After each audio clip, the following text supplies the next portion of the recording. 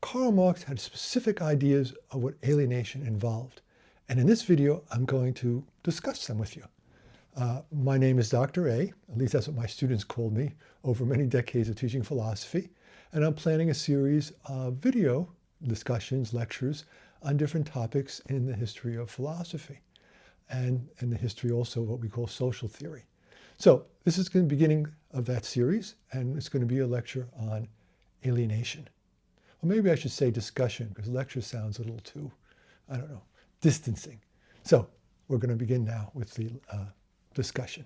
Marx's most famous discussion of alienation takes place in a work called The Economic and Philosophical Manuscripts of 1844. And one of the things really interesting about this work was it was never published in Marx's lifetime. It was published in the 20th century. He wrote it when he was mid-20s, and he just never published it. But when it did come out in the 20th century, it proved to be quite influential because it showed a strong humanistic streak in Marx's thinking. In the manuscripts, we're going to find four basic types of alienation. There are other kinds of alienation that you could sort of pull out of the manuscripts, but these are the four primary ones. I'm going to get to them in a little while. But first, I'd like to talk about sort of an overview of some of Marx's basic ideas. Marx tells us that human beings transform the world and are transformed by their transformations. Human beings change the world and in turn are changed by their changes. Human beings discover fire, they invent the wheel, they invent the light bulb, they invent computers. We do things all the time. We invent things all the time that come back and change us in some way. Whole economic systems are transformed by technological changes, for example. And for Marx, this is a very basic aspect of human history.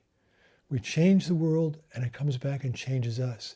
This can happen in individual lives, but he talks about how it happens to the species as a whole. These changes that we make on the world and how they come back and they make us somewhat different. Now, that doesn't mean there's no human nature at all. I mean, we have to reproduce, we have to eat, etc. But we are quite different than the people who lived in ancient Egypt, for example. Our changes to the world have changed us. Now, this idea of transforming the world and being transformed by our transformations is connected to another sensibility in Marx that goes back to Hegel, which the philosopher Charles Taylor talks about. And that is, human beings are expressive creatures. We express ourselves. We put out into the world our ideas, our feelings, our thoughts, right? We're expressive. We create poetry, we create music, we sculpt. We do all sorts of activities. Expression is part of who we are. But the point here is that expression is something that ends up changing us or can change us. So that when we bottle something up and we don't express it, it doesn't have the same impact on us as we actually get it out there into the world, like a song we might write. So this expressive aspect is very fundamental from a Marxian vantage point. You know, when I was teaching, I was a professor at Juilliard, and I would teach the young artists this. They sort of got this immediately. They just sort of understood that the expression of something really is transformative for the artist who's expressing it. And it's not just for artists, it's for all of us. And so the relationship to what we do in the world, our activities, are really important. If somehow we can't express ourselves, if we're deprived of this aspect of our humanity, it limits our potentialities. It limits how we can actualize ourselves. So keep in mind how important expression is, and this idea that human beings transform the world and are transformed by their transformations. Now, there's a couple of terms I want to take up before we get into the four types of alienation. The first one is commodity. You're all familiar with commodities. We deal with them all the time. A commodity is something that can be bought or sold. See, for Marx, the thing about commodities under capitalism is that labor itself becomes a commodity. You buy and sell labor. Now, this seems so obvious to us. We do it all the time. But throughout most of human history, societies weren't organized around people selling their labor on the marketplace. As I said, we take it for granted though. We go to college to get more skills so our labor is more valuable. We become plumbers, we become electricians, whatever it might be. Our skills become more valuable and our labor becomes something we can sell in the marketplace for more. But again, most societies in human history did not organize themselves in this fashion. So human labor itself becomes a commodity. And in a sense, human beings become commodities because they're seen simply as, well, what should we say? They're seen in terms of their labor as workers.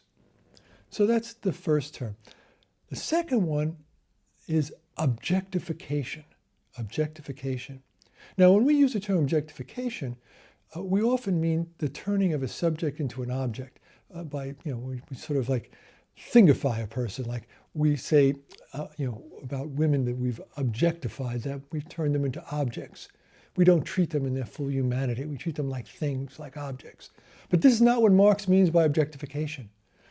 For Marx, objectification has a positive sense to it. What he means by objectification is that we as human subjects put ourselves out into the world. We work on the world and we create different objects. We shape different things. We objectify ourselves. So this notion of objectifying ourselves can be linked back to the expressivism that I talked about a bit earlier. Human beings are naturally expressivistic. They're expressive, rather, I should say. And we also objectify, right? We put ourselves out into the world, and that's one way in which we clearly express ourselves. Actually, the primary way we express ourselves is when we put things out into the world and not just sort of keep them inside. So with those notions, we can now move on to the four kinds of alienation. The first kind of alienation we want to talk about is alienation from the object. When we make something, whether it's a statue or we're on an assembly line making something, we create or shape objects, or we help make objects. Under the capitalist system, however, these objects that we make are often appropriated or typically appropriated by the capitalist. They pay us a wage. Remember, we're commodities. That is, our labor is a commodity. It's sold on the marketplace. And the capitalist pays us a wage for working on this particular object. And the object goes bye-bye, basically. We get disconnected from it. And that is problematic for Marx because, as we saw earlier, human beings are expressive. They transform the world individually, collectively. And when the thing that we're making and doing in the world is taken from us, that is, that the object that we've made is taken from us, we feel a loss. We feel a sense of disconnection. That's the first type of alienation. The second type of alienation follows from the first. When you are actually making these objects, let's say you're working on an assembly line, and the capitalist appropriates the objects and you have no connection to them, well, after a while, you feel disconnected from the activity that you're engaging in, the labor that you're engaging in. Day after day you go in, you do the same work, and you get paid a wage, and whatever you work on is not yours. You have no connection to it. This lack of connection to the activity is really problematic for Marx because so much of what we are creatures who work on the world and are active agents in the world, and we want to have some connection to the activity that we're engaging in and the objects that we create. That's the first kind of alienation. So what does Marx say about this problem of alienation from the activity? Well, a way to get further into this is to think about it in terms of, let's say you're creating, well, you know what, let's do it this way. When I would often teach this to students, I would say, you're writing term papers. And let's say you're writing a term paper, and instead of getting a grade on the term paper, I simply come in as an instructor and I pay you 50 cents. And you really need to write these term papers in order to make a living. So you keep writing them, and you keep getting paid 50 cents, and I go on the internet and I sell them for 10 bucks. I'm making good money on them, and you're still making 50 cents on each one. Well, how long do you think it's going to take before you start getting alienated from the activity of writing the papers? So you get alienated from the paper itself. That's alienation number one, from the object. And number two, from the activity of actually writing the paper.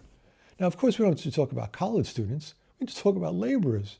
Talk about people who work at McDonald's. Just think about the activities they engage in and how disconnected people become from the activities that they're engaging in under capitalism. So those are the first two types of alienation. The third type of alienation is a bit trickier than the first two. Marx says to us, we're alienated from our species being. Species being, what does he have in mind here? Well, from Marx's vantage point, as we've seen, human beings work on the world and they're active in the world. But they're also capable of understanding that they're a part of a species, the human species, unlike the way other animals are part of other species. That is, we have a consciousness, an awareness of being part of the human species. Whereas with other animals, they're not aware of being a part of the dog world or the cat world.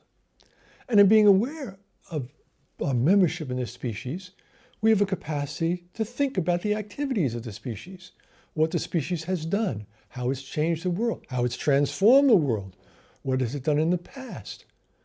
And this human species, this species being, is a part of each one of us. We're all part of the human species.